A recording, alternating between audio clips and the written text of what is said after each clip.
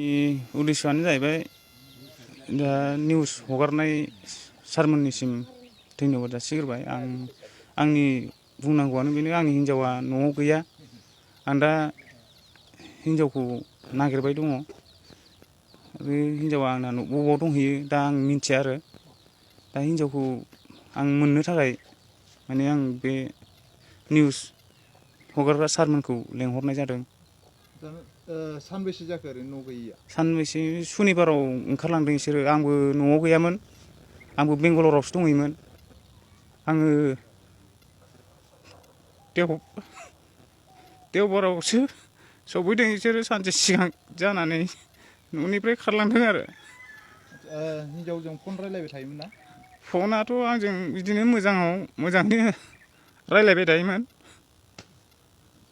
ओमफ्राय बिदिनो सुनिबारनिफ्राय माने रायलायासै आरो सुइस अफ खालामना लाबाय मबाइलखौ। ओरैनो थांनायाव माबाफोर सन्देह दं नामा?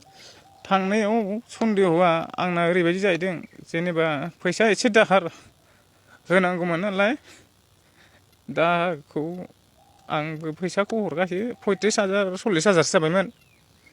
40,000आव इयो 6,500 दाहार सुख'बाय। बाद बाखिखौ बिदिनो गाव न'आव खरस जादों ना मादों आंनोबो मोजां खोन्थाहराखै।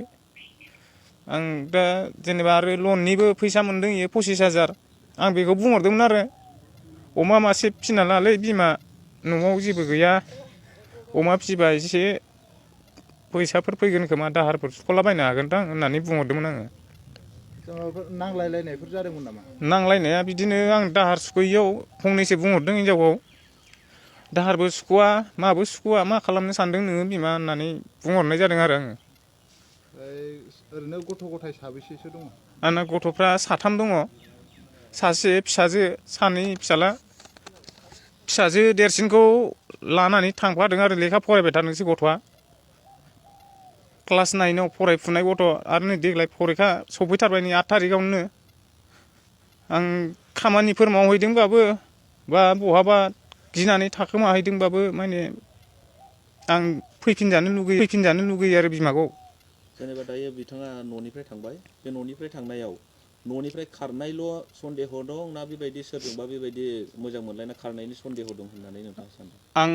आंनि हिन्जावखौ इसिबांसिमबो सानाखै। जे बै सासेया जे थांफाग्रा लोगो, जोंहानि हिन्जावजों थांफाग्रा लोगो, बेयो सोरबा गफरनि सोमदोन होननायजों रं नाम्बार रायलायबाय थायोमोननो। रं नाम्बार रायलायनायाव ओमफ्राय बिदिनो आलासि जाफैलायनाय, जुमाय लोंलायनाय, न' सिङाव जुमाय लोंलायलायनाय, बेफोरबायदिखौ खोनानो मोन्दों। आंथ' नुफैयासै मानसिफोरखौ। बे सासे थांफादों होनना बुंदों, बे थांफानाया गामिनि नामा? गामिनिनो।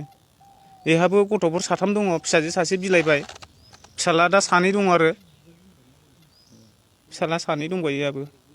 एड्रेसखौ खोन्थानो हागोन, नामखौ खोन्थानो हागोन नामा? नामा आंनि हिन्जावनि नामा निलिमा बसुमतारी, आरो फिसाजोनि नामा जाहैबाय लाइमोन बसुमतारी। ओमफ्राय गामिया 5 नं हेरेमबाफुर होनो, जोंनिखौ ढेकियाजुलि। बेनिफ्राय थांफानायनि नामा जारौ होनो।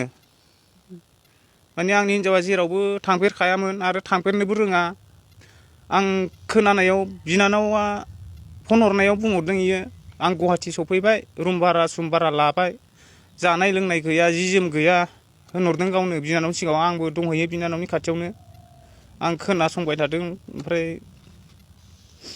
बुंहरनायाव आं बुंहरबाय, ओमफ्राय बिनानावा कनफारेन्स खालामना होबाय आंनो।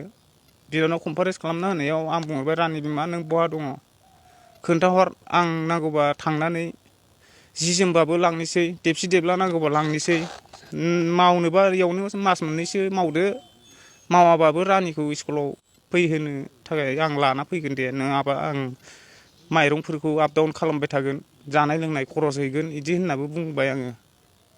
ओमफ्राय दसे थानानै मबाइलखौ दाननानै सुइस अफ खालामना लाबाय आरो।